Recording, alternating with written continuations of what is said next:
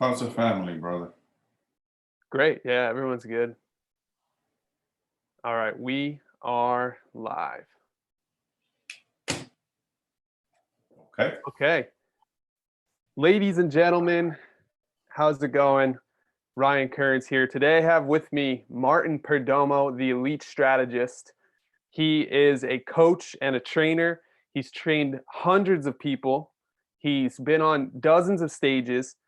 And he's also a hypnotherapist, a sales consultant, a successful real estate investor. This guy has been a huge help in my life personally, a mentor and a friend to me. And I'm excited to share, to share some of what he can teach us today. Martin, thank you so much for being here.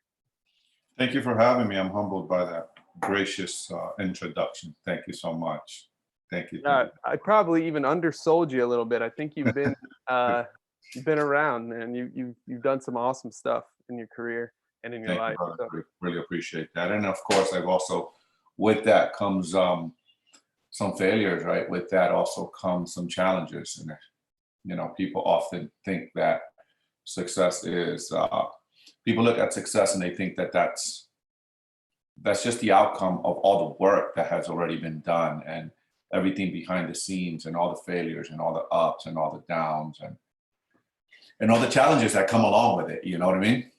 yeah, absolutely. Yeah, great point. It's like that iceberg picture where it's like Yes. everything below the water is the actual work that nobody sees, and then once the iceberg peaks, that's all you see. Yep. Yep. So yeah, great point. So Martin, you specialize in helping people with their mindset and remaining positive and everything. Right now, we're in some unprecedented times with this pandemic going on. How can people maintain a positive mindset, a positive attitude during something like this? You know, that's a great question, Ryan. A lot of people think that this or that coaches are, think positive, think positive, think positive. And I'm not that. What I am is a strategist, right? I'm a strategist. I believe in positive thinking, but I don't believe that positive thinking alone gets you where you want to get. Um, I have a saying that is 80% mindset plus 20% skill set equals 100% success. That simply means that 80% of the game, whatever game you're playing in life, whatever business you're in, if it's business or corporate, whatever it is that you're playing, is 80% is the talk that you have with yourself, your self-talk, your belief system. That's going to in turn create a belief system for you. And that self-talk, whether good or bad, whatever that means to you, right? Or the person listening, because the meaning of bad is relative to the beholder, right? Or the meaning of good is relative to the beholder, just like the meaning of success is relative to the person describing success. So your mindset is 80% of your success. Meaning, it was Henry Ford that said it best. He said, if you believe you can, then you probably will. If you believe you can't, then you probably won't.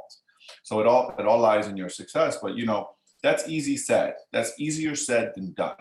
I like practical strategies to help people get out of their head. Because you can say, yes, it's great to think positive. If you believe you can, I can quote that stuff all day long.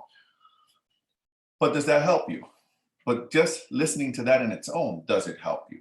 Right. So there's a few hacks and there's a few things that I share with a lot of my clients.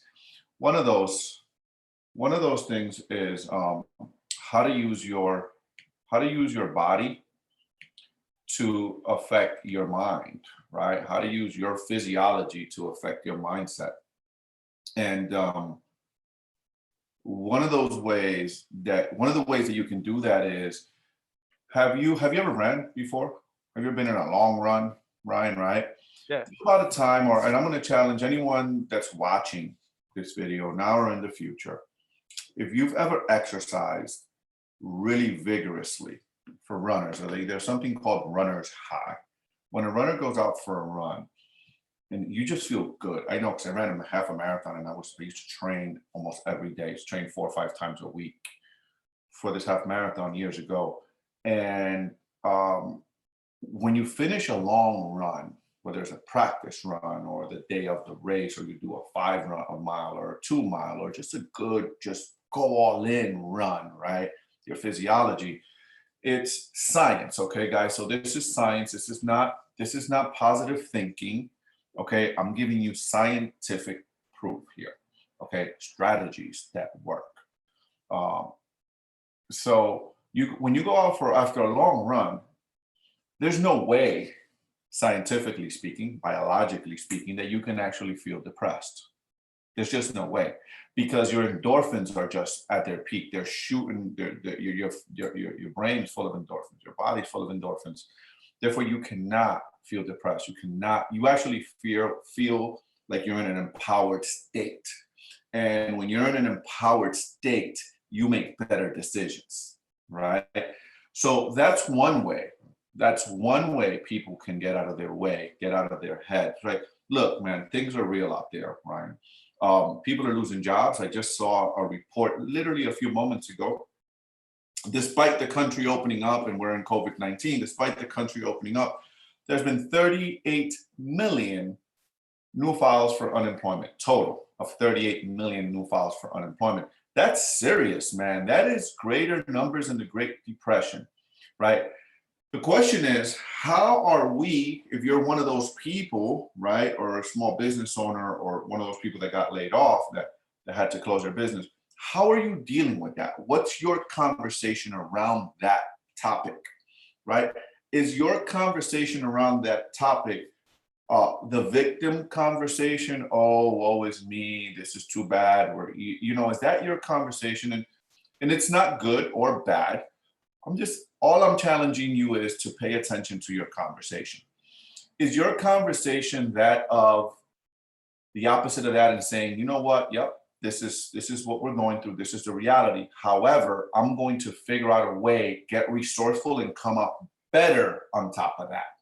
See, now you're using your language to affect the way you feel, right? So the first thing is use your body to affect your psychology, right? So you can go for a run, go lift weights, go work out, go get your body moving, go for a walk, right? There's some breathing exercise that you can do that also helps sends oxygen to your brain that changes your state, right? And it's all about the state. Your mindset is a state, right? The way feeling depressed is a state. It's a depressed state. Feeling anxious is a depressed state. Feeling empowered is an empowered state. So it's all about your state. So what the first way is, one, your body, your nervous system is the strongest tool that our creator gave us. We have a heart, we have a brain. It's the strongest tool our creator gave us. And if we can use this tool that God gave us to empower us, it is the strongest tool we have. So physiology first. Then you got language, right? The way you speak also has a big impact on the way you feel, right? If you speak in negative terms, and you'll get negative results. Earl Nightingale used to say, if you speak in positive terms, then you'll get positive results. Okay, words, right? Those words I just said are quotes from Earl the Pearl Nightingale. Now I'm going to put that into strategies. I'm going to put that into practicality, because at the end of the day, I can quote books and proverbs and things all day long, but that doesn't help you. That doesn't help someone get out of or shift their state, right? So one thing you can do, if you try this, right, Ryan, if someone asks you, how are you feeling? How are you doing today? Well, how do most people answer? If I, ask you, hey, how are you doing? How do most people answer to that question? They say, good. How about you? Good. I'm fantastic. I'm amazing, right?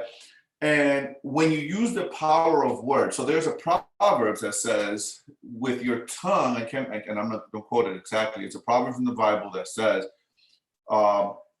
you live and die with the power of your tongue or something. The power of the tongue has a power to kill or bring to life, something to that degree. And it is powerful. And when people, I want you to try this, right? So most people say they're good or they're okay. That's the average answer. But try using a different word when someone asks you, how are you doing, right? And instead of saying good or okay, say for a moment, I'm wonderful. Even if your exterior existence is not that wonderful, but watch what it does. Watch what that word, you professing that word, does to your nervous system, and then pay attention. Again, science, not mumbo jumbo. This is science, right? So pay attention. Say, hey, I feel wonderful. How you doing? I'm wonderful. I'm excellent. I'm outstanding. And watch what that does. Watch what that does to your nervous system. It fires you up, and for that moment, you feel good. And that's you want to make decisions from that state. You know, I had a wise friend. There's a church here that I used to go to, a big church, biggest church in this area where I live, biggest church. And I got a lot of pastor friends and bishops, and none of them could get to a quarter of the size of this church. And one day I invited this pastor out for lunch, right? And I said, hey, Pastor Dave, let's go to lunch. And he said to me, and I said to him, I wanted to interview him because I wanted to understand his mindset. I wanted to understand how he ran his business, because ultimately he is in a business. He's in the soul saving business, right? He's in bit, but yet he's still in a business. And my question to him was, I'm always intrigued on how people make decisions. And I said, so I asked him a few questions about the books he was reading, because the books you read determines, you know, a lot of the values you create and how you run your life and your, you know, your vision for your life. And I asked him a question. I said, Pastor Dave, you have such a big church. When you're making decisions, how do you make your decisions, right? Because you got a lot of people that depend on what you decide. And he said this to me. He said, Martin, he gave me an illustration, right? He gave me an illustration. He says, Martin, picture a boat. And I'm going to share this with everyone that's watching and you. Picture a boat, and I'm inside the boat, right? And I'm like, okay. And then there's, you know how a boat, when a boat sits in water, you have some part of the boat that's below water and the rest of the part is above water, right? There's a part of it that's below water. He says, I always ask myself this question. He says, picture the boat, picture me in front of the boat. And when I'm making a decision, the question always is, if this decision is wrong, will it be below water or above water decision?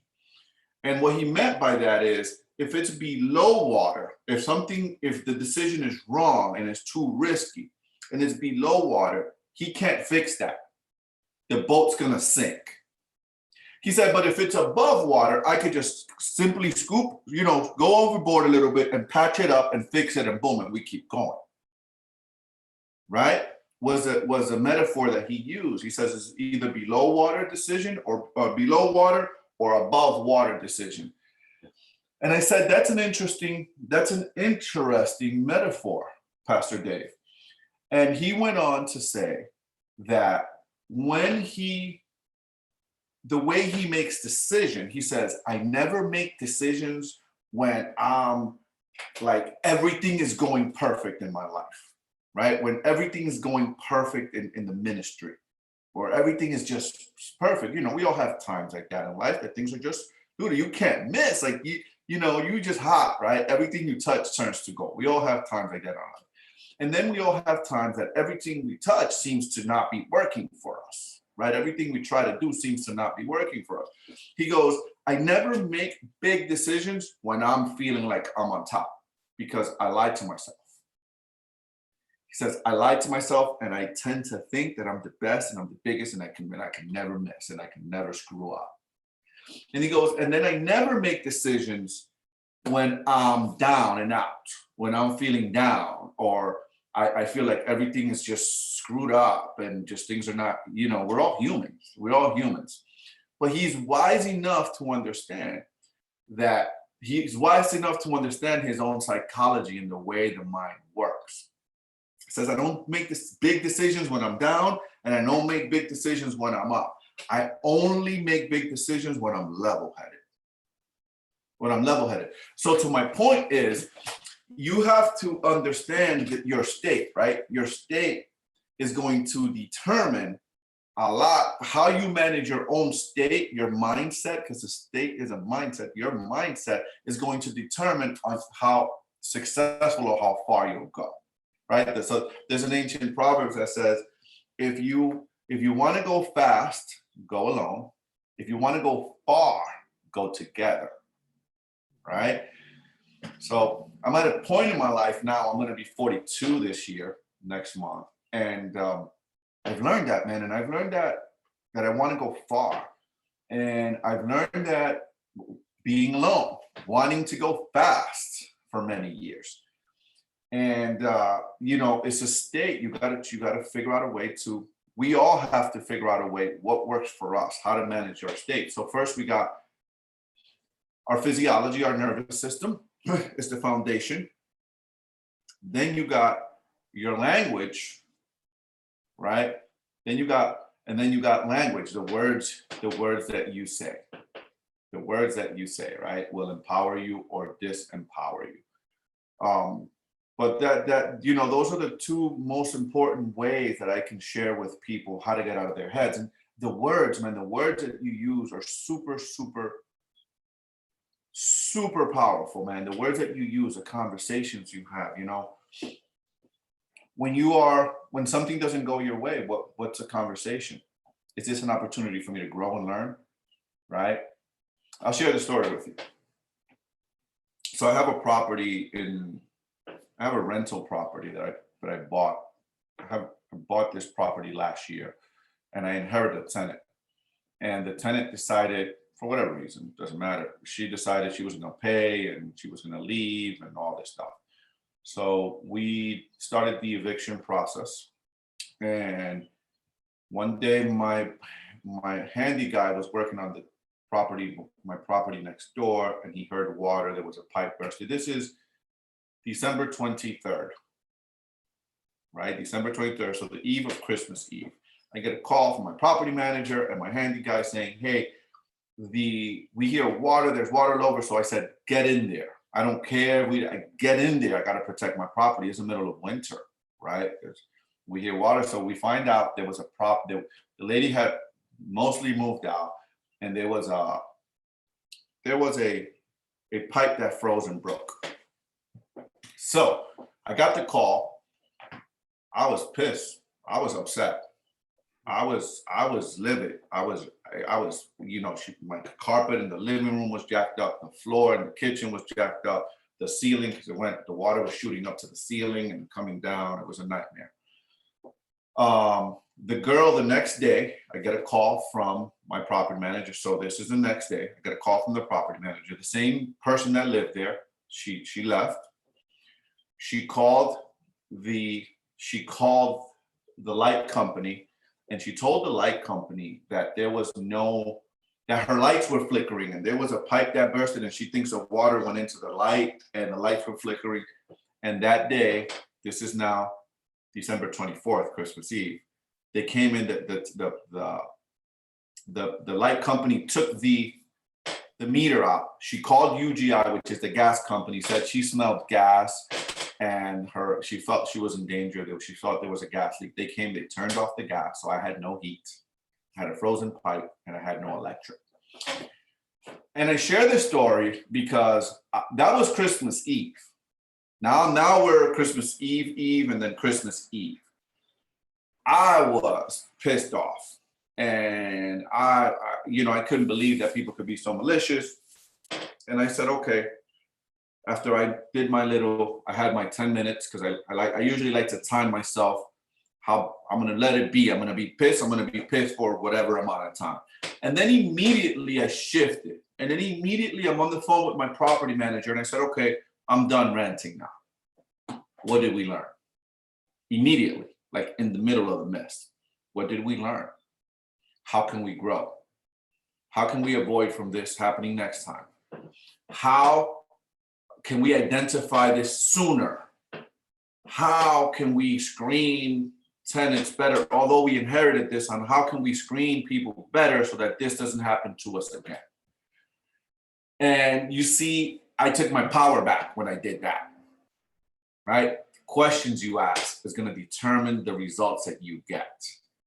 The questions we ask will have a direct reflection of the results you get. Fast forward, we asked better question. I took my power back. Fast forward, she disappeared. She moved out. Whatever happened, we rented the place 2 weeks later. When her lease was going to be up, and here's a question: when things are happening in life to us, what's the meaning that we're giving it, right? And what's the questions that we're asking, right? At that time, I was pissed, right? But then I started asking a different set of questions. What did we learn? There's nothing I could do about it. I can't control it, right, Ryan? But what did I learn? How can I grow? How can I avoid this for next time? What's the pattern that I can observe? Because the key in life, in my opinion, is to continuously grow. If we're not growing, then we're dying, right? And so learn, man. Let's learn from our own mistakes. Let's learn from our own, mishaps. Fast forward, we rented the place out. We have a great tenant in there. Thank God, knock on wood. The great tenant in there. The tenant next door decided to move. Check this out, Ryan. Tenant next door moved out the very same day that this girl her lease would have ended. So if that didn't happen, right? Because I see my perspective is life happening to me or life happening for me? If all that drama that happened in February and December would not have happened with that lady, I would have had 100% vacancy on a building where I would have been paying for 2 heats, 2 electric, trying to rent it out in the middle of a pandemic, in the middle of COVID-19. Okay? So, but because I took the attitude back then of, okay, what's our lesson? There's something for us to learn here. And life is happening for me, not to me. This is gonna make me better in the end. And sure enough, it did, because I was expecting it. See, that's all the perspective, is all your mindset, it's all the questions that you ask. And look, I don't know what the magic to it is. I can't tell you because I don't know. I'm a human being like everyone else. I don't know what the magic to it is. What I can tell you is that it works. That's all I can tell you. What I can tell you is that when you decide to ask better questions, when you decide to look at things from a different perspective, when you decide to look at adversities as opportunities to grow, you do. And every adversity lies an equal to or better than opportunity, said Napoleon Hill in his book, Think and Grow Rich. And he's right. Yeah. If you look for it, that's the part that he forgot to add. If you look for it, if you ask the questions, what's the opportunity? What's the opportunity? What did I, and the opportunity could simply be a lesson you learned, right? Absolutely. Yeah. Wow. Yeah, I know that was great. That was a lot. I'm sorry about that. I know that was kind of a. No, that was great. You're just filled with wisdom and stories and parables, all types of stuff. That was amazing. Mm-hmm. So my question then is, I feel like some of the stuff you're saying has to do with beliefs mm-hmm. as well. So my question is, how do you know what your limiting beliefs are, or any beliefs are?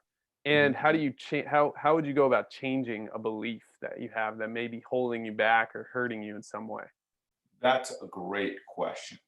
And I've already kind of given, there's 2 parts to that, right? So I've already kind of alluded to giving a strategy, but I'm going to give it to your listeners clearly now. So your belief system, right? How do you know if it's helping you or not? How do you know if you have a limiting belief? It all starts with the questions you ask. You won't know you have a limiting belief unless you ask. So the great book says, if you seek, you shall find. If you ask, you shall receive. And if you knock, the door shall be opened unto you, said the greatest carpenter that ever roamed the earth, right? But here's the thing about that, is that that's not just a physical. So I believe that when Jesus was saying that, he wasn't just addressing it in the physical realm. He was also addressing it in the metaphorical realm of things, right? And that is simply that if you ask yourself the right questions, the answers lie within you, right? So let me give you an example of that, what I mean, and let me prove it to everyone out there, right, that might be listening. Have you ever been asking yourself for something? Because this is how the power of the unconscious mind works. You ever been asking for something? So maybe you were looking for a solution to a problem or a challenge or something. You were looking to solution to something. You were looking for a better way to do something. You were looking to do something different. And you just been asking that question, man, how can I do this? How can I get this? How can I do this? How can I do this? And you're not getting the answer, but maybe one day you're in the shower, taking a shower, or you're driving your car, and boom, it just comes to you. Has that ever happened to you, Ryan? Like, Yeah, absolutely. All the time. You ask something a couple weeks before, and then boom, your brain just gives it to you. See, that's what I'm talking about. When you ask, you find. When you seek, you shall find. When you knock, the door opens. And that's not necessarily others. Yes, with others too. But most importantly, with you. Because you will know the answer, who to go ask if you start asking, because you're resourceful. You see, that's how the unconscious mind works. And even if the answer your mind gives you is, hey, go talk to Ryan, or hey, go talk to Martin, or hey, they might have the answer. That's giving you answers. You're getting answers, right? So it's the questions that you ask that's going to determine the results that you get. So it all starts with the question that you ask. So for your limiting beliefs, so one way that you can find out is look at your goals. If you don't have any, write some down, right? Look at your goals and saying, hey, what's happening with my goals? Am I going towards this thing, or am I pulling away from these things? What is happening? Am I achieving or not? And if you're not, then you need to ask, why am I not? Where am I missing it? What's my belief system? This is what I want, but what's my belief system unconsciously that's holding me back? And you may or you may not get the answer right then and there, but one thing's for sure, that you will get the answer. I promise you, you will get the answer. You will, whether you like it or not, you will get the answer. And that answer might be, hey, you remember when your mom said this to you when you were 5 years old? Or you remember when you saw your mom? Or you heard in your family people talking about rich people, how bad they were, and I reject this for you and your listeners, how bad rich people are, and they only take from the poor and they have us. You remember that? That's where you got that belief system. So you have an unconscious belief system that money, and if we're talking about money, that you want to have a certain amount of money, or you want to do a certain, you want to create a certain amount of cash flow or something, but yet your projection that was projected onto you at an early age, from the age of 0 to 6, was that of scarcity. And the first key to removing that limiting belief is first knowing that it's there, right? It's first understanding that it's there, because you don't know. You may want something really bad, but you're not getting it. You're not getting it. You're like, shit, why am I not getting it? Why am I not, I work so hard, but I'm not getting it. It's because unconsciously you have a belief, you have a value that's holding you back from taking action. And that can be from having a team, hiring someone to do something you don't like to do. That could simply be that you believe rich people are bad. So if you believe rich people are bad, consciously you want to be rich because you understand the freedoms of money that money gives you. But unconsciously, your unconscious mind is telling you rich people are bad, and you're going to self-sabotage to not become rich. Does that make sense? We call that parts. You have a part of you that wants to do something and a part of you that doesn't, that's contradicting and is not congruent. And that causes friction, and that causes you not to get your goals. Absolutely. All right. So once you uncover it, right, once you uncover what your limiting belief is, and all you got to do, look, man, so I personally believe this to be true. I believe that I believe that generational curses, the Bible talks about generational curses, and all of these other religious books talk about generational curses. In every religious book, and since the recorded history, you hear about generational curses. My opinion, what generational curses are belief systems that are passed down from one generation to the other generation, to the other generation, to the other generation, not just what a lot of these religious books talk about. And let me explain. Remember how I said that in some families, I'm speaking for myself here, in some families, I would hear as a young man, as a young person, that wealthy people are bad. That wealthy people, I remember hearing, here was my lesson on politics. Watch. My lesson on politics was, Martin, Republicans are for the rich and Democrats are for the poor. Therefore, we are poor and you got to vote Democrat. That was it. Literally, that was it. That was it.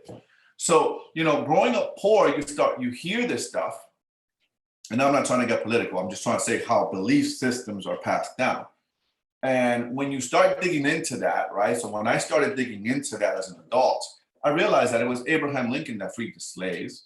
It was Abraham Lincoln that gave someone that looks like me the opportunity to vote and be free in this country. And that was the Republican Party. And I started scratching my head like, wait a minute, but I was told that the Democrat, you know what I'm saying? Like, I was told that, that stuff causes confusion. But when you start analyzing things and then you start questioning your beliefs and you start coming up with your own conclusion, that's what's important, right? When you start realizing where your belief system comes from and you start with your own conclusion. So you hear things like that. You grow up in a household like I did, saying the rich people are bad and, they have us here and they live over there. We work for them and blah, blah, blah, blah, blah, blah, blah, blah, all this crap. And I reject that, right? Rich people are not bad. Rich people are good. Without rich people, we wouldn't have hospitals. We wouldn't have all these non-for-profit organizations. Who funds those things? It's people with money. You know what? I'm better off serving people rich than I am poor. That's part of the problem. Instead of being part of the, being part of the solution. If I'm rich, I can be part of the solution versus being poor and being part of the problem. That was a belief system that I had to create. I had to change my mindset, right? And sometimes I'll tell you that it creeps in. It tends to creep in sometimes because when you understand that you are programmed from the ages of 0 to 6 is when you're most impressionable. And you start looking at your core belief systems, your real core belief systems, you will realize that they came from those ages. They came, and if you really ask your unconscious mind will tell you when they came, the moment that they hit for you, right? So when you hear stuff like that, right, rich people are bad, Democrats and all this crap, Democrats are for the poor. And this is just brainwashing in a way. Think about it. You're a kid. You don't know nothing about the world. You're learning from your adults, from the adults that you're around. And this is the stuff you're hearing. This is the belief system that you're creating. So and where did they hear that? Where did they hear that? They probably heard it from their parents. And where did they hear that? They probably heard it from their grandparents, right? And so on and so on and so on. So the belief system keeps going down. But yet no one stops, not no one, but few of us stop to think, well, shit, grandma was poor. We were poor. My great grandma was poor. Could there be something wrong here? Right? Could there be something wrong in our system? Is there a possibility that what we are taught is not the right way? Is there that possibility? You see, when you start asking questions like that, is there that possibility? You start breaking the belief system because there always is a possibility. You start breaking belief system and you start identifying these things. I grew up, man, in a place when I was born here. my mom came pregnant here to this country, originally from the Dominican Republic, pregnant with me, and she sent me back when she gave birth to me. She sent me back home to Dominican Republic, and we were so poor, Ryan, that our house was made out of tin. The ceilings, and if you've been to South America, the Caribbean, you've seen these houses. They're made out of the ceiling. The roofs are tin, and then the sides of the house are asbestos. Back then, they were asbestos, like a thin thing of asbestos. Literally, if you took a heavy rock and hit the house, it would break the asbestos. And when it rained, we'd have to put pots and pans on the floor because there was little tiny holes on the tin of the roof, and they would come in the house. So we'd put the pots and then drain it outside, and put the pots and drain them outside. That's how poor we were. Yet, then we came here and we were still poor. It's a mindset. And, no one teaches us. No one in my family taught us about money. No one talked about money. No one taught, hey, how do you invest money? What do you do with money? How does money work? Poor people don't know that. And I come from a poor family, so I can say that, right? We don't do that. We don't educate. You don't know. We never had. We don't know what we don't know. So anyways, once you uncover your belief, your limiting belief, then you got to put the work in, right? Then you got to put the work in. And one of the ways to shift your belief system is to use your nervous system, right? So what do I mean by that? Go for a run, right? Once a month, once every 2 months, I would go in the woods, and I have these things called incantations. Are you familiar with incantations, Ryan? Yes. I have these things called their incantations, and they start with the words I am, right? And the words I am in medieval times, they were illegal to be used. In the Bible, the word I am means I'm God. That's God. God is, I am is, God, right? But the words I am in medieval times, if you were caught using the words I am, you would be hung. You were not able, because those words have power. The words I am have power. So what I'm going to share with your audience right now is, you have a limiting belief, right? Or maybe you have a fear of failure. Let's just say, and I reject that. And some people do. Some people have a fear of failure, so they never try. And so one thing you can do is, one thing I do, I'll share what I do, is I go in the woods, and I have a list of incantations. And my incantations are, I am love, I am courage, I am intelligent, I am a millionaire, I am resourceful, I'm a warrior, I'm a wizard. I mean, I have these 5 or 6 things that I am, that I want to become and embody, that I have become and embodied. And when I go in the woods, I'm literally going for a run or a walk, and I'm screaming these things at the top of my lungs, the top of my lungs, the top of my lungs, the top of my lungs. And I know that's woo-woo. It is. And here's the thing.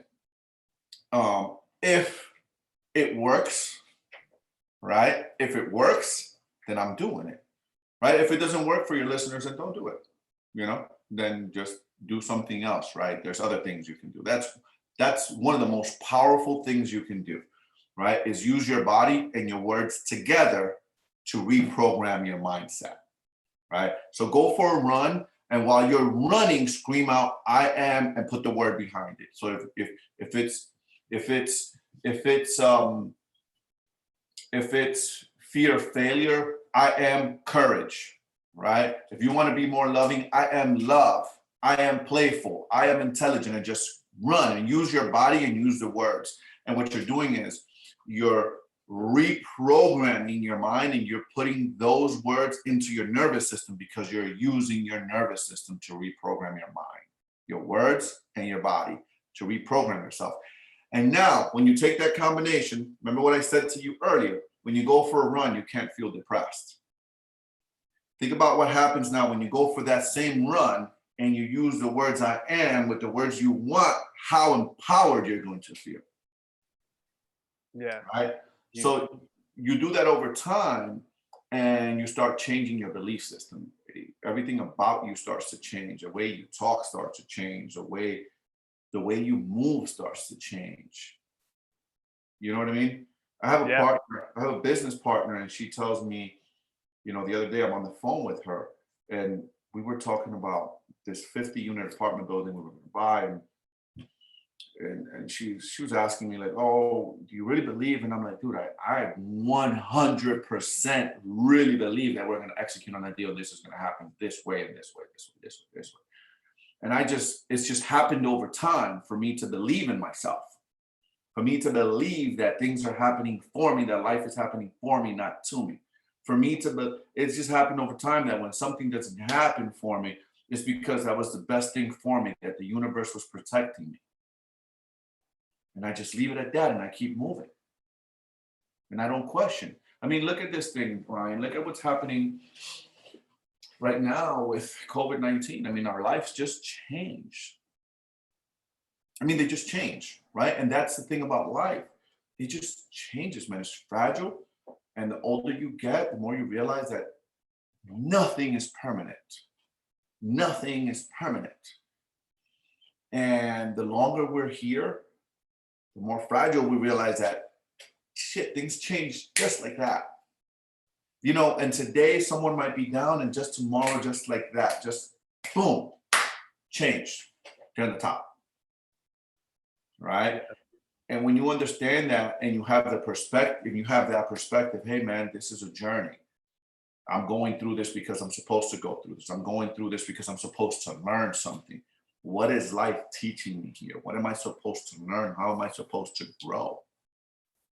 And you go from that angle, man, you always find nuggets, and you just get better and you just get wiser.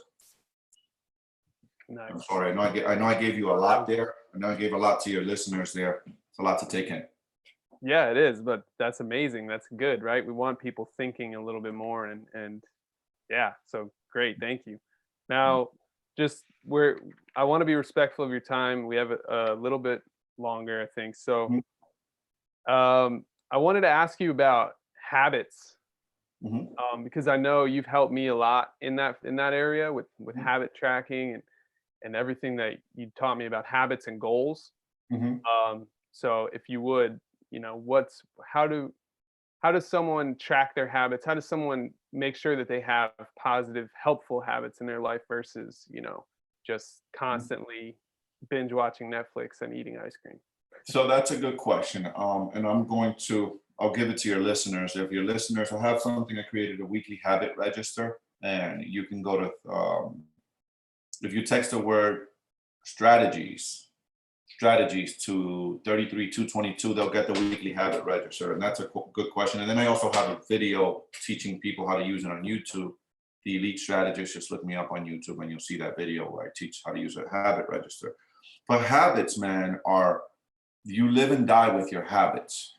Your habits will either make you or they will break you. Here's the thing. So in the law of this, what's the name of the book? 21 Laws of Irrefutable Leadership by John Maxwell.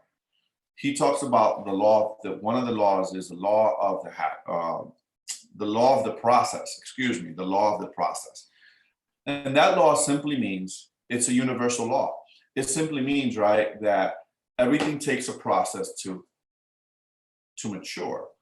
So an oak tree, a big, mighty oak tree was once a little oak on the ground, right? But that had a process. It had to fall on the ground. It had to germinate. It had to go through many seasons of water, sun, winter, fall, spring, and all of that, many seasons and years and years and years. And then boom, one day, there you have a 50-year-old, a 100-year-old beautiful oak tree, right? But it had to go through a process. And in order for us to continue, we have to have the mindset of continuous improvement to have good habits. And it all starts with you making the decision. So the first thing that you need to do is you need to decide on what you want. The first thing everyone needs to do is decide. The next thing is commit. And the third thing is take massive action, right? Decide. You have to make a decision hey, I'm going to be successful at this thing. Done. And then I'm committed to being successful at this thing no matter what. That's the attitude of a winner, right? I'm committed to being successful. Once you get to the commitment part, then you start analyzing and you start looking at, then the questions start coming in. Then you need to start asking questions. What do I need to do to get there? What are the habits that are going to help me get there? And what are the current habits that I have that are hindering me from getting there? Because your habits are doing one or two things. They're either helping you get to your goals or they're bringing you further away from them. It's one of the two. Because your habits come from your belief system, right? Your habits come from your belief system. So you need to create different habits, and not necessarily new. You just need to create different habits. So what are the things that are going to help you get to that goal, right? So I have this, like we were talking, I have this habit register. As you see, I keep it with me every single day. It goes everywhere with me. And I track my habits there, right? And I ask the question, the way you do it is, what are the habits that I need to create that are going to help me get to my goal? So let's just say your goal is, lose 50 pounds. Let's just start with that. That's people, people want to lose weight. People want to get healthy, right? Let's just say your goal is, I want to lose 50 pounds. Here's what you don't want to do. What you don't want to do is what 90% of people do. January 1st of every single year. Everyone, what happens to the gyms January 1st? They're full. By February 15th, February 20th, the same people that were going in December are the same people that are left, with a handful of the people that started January 1st, right? And let me tell you the biggest reason why that happens. Because people want to implement a new habit and they go hard all the way in. And that is not the way you implement a new habit. The way you implement a new habit is you go slow. You start with consistency. So someone that wants to lose 50 pounds, play the long game.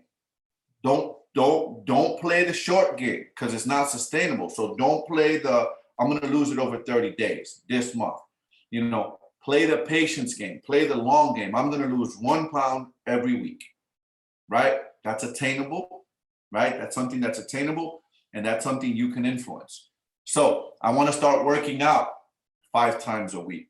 Great, start working out, but don't start working out how everyone else starts working out. And then they fail miserably because they want to go to the gym for 2 hours every day for 2 weeks or a month. And then when you do that, 2 hours or an hour and a half every day to the gym, that's not sustainable long-term, right? So you got to find something, again, pace yourself in the long run, right? Find a new habit and start it gradually. So what do I mean by that? You want to lose 50 pounds? Say, I'm going to start every morning. So I call this anchoring. It's this habit anchoring. After I I'm going to get up, I'm going to brush my teeth. After I brush my teeth, I'm going to drop down and I'm going to do 10 push-ups and 25 squats. And I'm going to eat 25% less or 20% less on every meal. That's it. That is it, right? When you try to go, I'm going to work out for an hour and a half and I'm going to only eat greens, you can't sustain that. Your brain, so here's what your brain says. Your brain over time says, I hate this, this sucks, I can't do this, I can't do this for the rest of my life. But you can do the rest of your life waking up. So you're basically hacking your brain. You can wake up and do 10 push-ups every day and then do 20 squats and then go about your day and then eat a little bit less every meal. That's sustainable long-term, right? So here's what happens when you're creating a new habit. You do that every day, or you do that 6 days a week. You brush your teeth, you do your push-ups, you do your squats or whatever, your sit-ups. And then all of a sudden, you start seeing little results because you start seeing, I lost 1 pound this week, or I lost 2 pounds in last week. It's the law of the process. And then gradually what happens is your mind starts saying, hey, this stuff works. right? You start creating a new belief system. This stuff works. So you know what?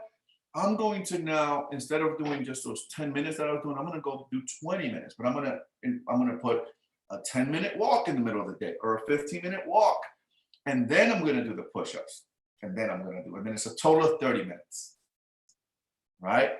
That's sustainable long-term versus trying to do 2 hours and trying to cut all of your diet in a strict diet in one week. That's the difference. You want to wake up earlier because you want to spend some time meditating. Wake up 10 minutes earlier every day. Don't wake up an hour earlier. Don't wake up 2 hours earlier. It's not sustainable. Put your alarm clock for 10 minutes earlier. Get yourself in the habit. Get yourself in the routine of doing that thing. And as you see results, you're going to do more of it.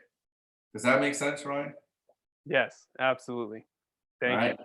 Yeah, habits are you live and die with your habits. I mean, your habits will make or break you, literally.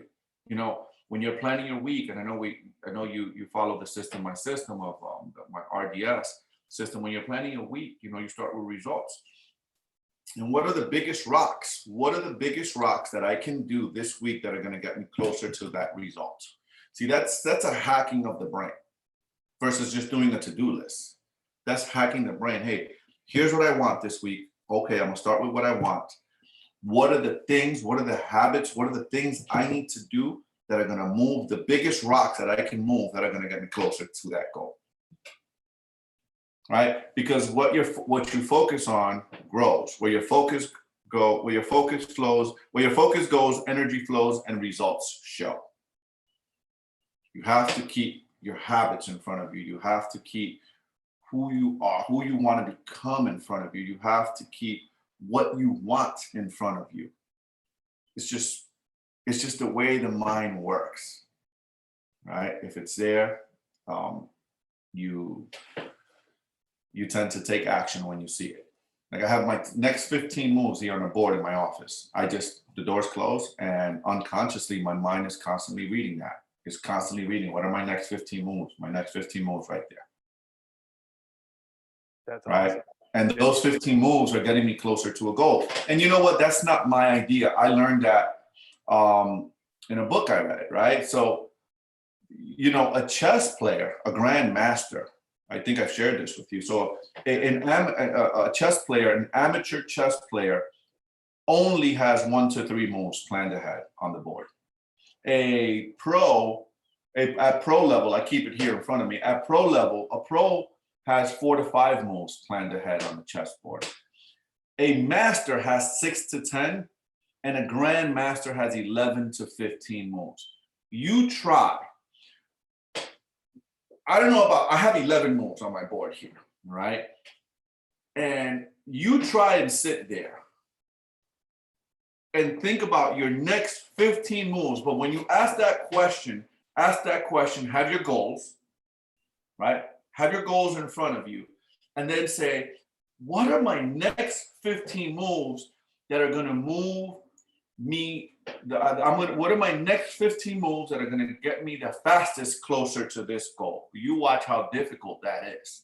It's not as simple as, but it takes discipline. It takes habit to sit down and think and ask those questions. You know, Earl Nightingale said, he says, men don't have what they want because men simply don't think. He says, men don't have what they want because men simply don't think. If you were to sit and think and ask yourself, what do I really want? And how do I get it? You'll get it. But most men don't sit down to think. And, you know, I get it. We live in a fast-paced world and everything's fast, internet, everything, so much information being thrown at us. That oftentimes it's hard to us to find the time to think objectively and think about, hey, what's next for me? What's my next move? Am I making? And I've been there, man. When that gets lost, you get lost because you just get lost in life. You're going by, you know, by the waves of life, what everyone else's plan, not your plan. And it's important that we sit down and think. We sit down and think of our moves, that we sit down and think of our week, that we sit down and think of what success looks like for us. Have you asked yourself? Have any of your listeners asked themselves, what does success mean to me? What does living a successful life mean to me? You know, I don't have to be Mark Zuckerberg to live a successful, meaningful life, right? I have to be the best version that Martin Perdomo is to live a meaningful, successful life. What is success to me? I don't need to be, what's his name? Elon Musk, right? Or one of those guys. I don't need to be that guy. I need to be me, the best version of me. That's who I need to be. And what does that mean to me? You know, we all have gifts. We all have ability. We all have something God's given to us. What is that for you? What fulfills you, right? In order to master your life, I'm going to leave you with this. In order to master your life, you got to master two things. The art of fulfillment. So you got to find the art. That's an art. So you see what I said to you earlier, that I would go in the woods and I would run and I would yell these things. That's, for me, that's fulfilling. I'd go in the woods and then I would sit by myself and think and meditate and go and I see this beautiful, I go walk on this hike and I see this beautiful waterfall at the end, and I just sit there for 30, 40 minutes and just kind of think and just enjoy nature.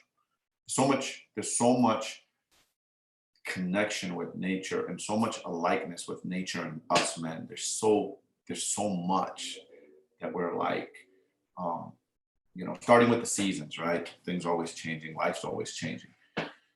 That's number one. So you have to master the art of fulfillment. And that's what it is for me, right? So for me, fulfillment is going on a hike, going on a run, going on traveling, learning, growing, teaching, museums, art. I love that stuff. I love invigorating my mind and challenging my mind and growing, right? That's fulfillment for me. And that's, you know, to some of your listeners, maybe it is, maybe it's not, maybe something different. Whatever it is, you got to find what that is for you.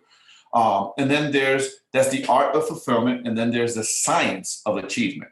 We live in a material world, and that is a fact. It just is what it is. You know, that's where we live in. That's the world we live in. So then succeeding in this world financially and all of those other things, that's a science. That's simply science. It's the same thing.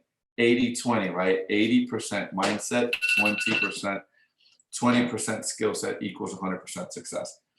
The more work I do on myself, the more successful I'd be in everywhere else. Because the happier I am, the more fulfilled I am, the more that stuff projects on everything else I do. Does that make sense? Yeah, absolutely. So then there's a science of achievement, and that's just the science, right? So science is so for instance, I'll use my real estate business, right? So how did I learn that, right? I basically hired a coach. I studied it. I found the system that works, and I modeled it. That's it. I modeled the system. Here's the system. Here's how this works. Here's what you do. Here's what you do when this happens. Here's what you do when this happens. That's a system. That's science, right? 1 + 1 = 2. 2 + 2 = 4. That's just simple science. But more important than the science is the art. It's the art of achievement. So in order to master your life, you got to master those two things. You got to find a way to be abundant and be successful. And that's the science, how to make money and have a good life through earning good income. And there's the art of being happy. You'll be surprised, man, as you probably know, there's a lot of wealthy people. I know a ton of wealthy people that are miserable. Have all the money in the world. They've mastered the science, but haven't mastered the art. And I want both, right? I don't need to have one or the other. You know, sometimes, and when you hear someone say something like this, you know they have a limiting belief. So wealthy people tend to think in having everything. A limiting mindset, a poor person tends to think, and you've probably heard this before, and I reject this for you and for me, but you've probably heard someone say, well, if I have, I'd rather have love than money. Or I rather, you hear shit like that, right? Like love is more important than money. No, it's not.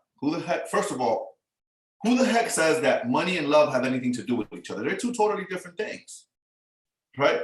I want to have love and I want to have money. I want both, right? I want to have fulfilling relationships and I want to be successful in business. Who says I cannot? Right? But we have all, you hear people that are saying, no, if you have money, you can't be happy. Or this bullshit. That's rejected. That's the story. Right? If you have money, you can have, I have both. I want to have both. I want money, love. I want it all. I want to live. Seriously, this is the mindset that wealthy people live. They want to live and enjoy life to the fullest extent. No limits. No limits in what I can or cannot have. I want to have love. I want to have children. I want to have grandchildren. I want everything that life can offer me. There you go. It's a mindset. There you go. Right? It's a mindset. Yes, sir. No. All right. Well, like I said, I want to be respectful of your time, Martin. So thank you so much for taking the time today. I really, really appreciate you being here. I'm sure a lot of people are going to find this video valuable. If you're watching this video, hit the subscribe button below so that you can see the next video that we upload. I'm also going to be uploading small clips of this one throughout the week. And that's all. So thanks a lot, and we'll see you next time. Thank Martin, you guys for watching.